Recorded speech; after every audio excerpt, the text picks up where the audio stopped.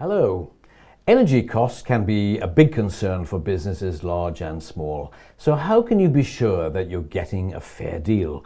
With me to discuss the issue is Andrew Diplock, who's the Managing Director of UES Energy. So Andrew, what is the best time for a company to consider renewing its energy contract? Well, the best time is quite a difficult one to answer in reality.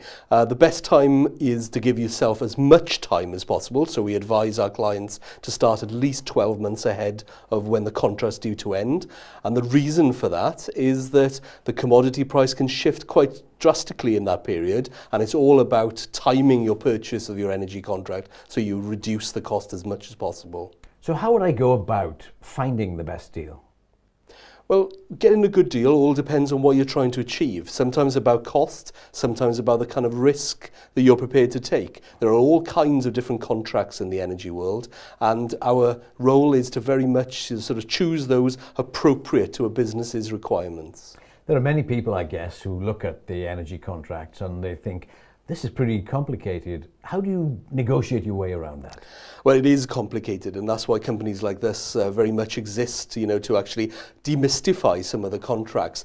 So, the best thing that organizations can do is certainly to understand every single element of what your contract is all about. That might be day rates, night rates, standing charges, but more complex clients have very different kind of charging structures as well. And it's about kind of having the clarity and the transparency that will dictate, and a thorough understanding of those contracts.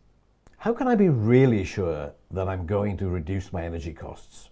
Well, reducing costs, I think, starts very much with contracting in the most appropriate way for your organisation. So getting your energy contracts purchased is a fairly crucial aspect.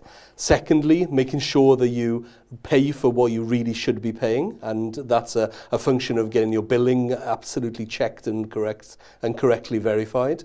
And then the third aspect is actually to reduce the amount of energy you actually use as well. So, key to that is actually looking at your demand and seeing at the areas where you can reduce your energy consumption. And there is, of course, external help available. That's what organisations like ourselves are all about, really, is to make sure that we bring that expertise to the market, not just around the procurement of your contract, but really the full life management of those contractual arrangements. Andrew Diplock, thank you very much. Thank you very much.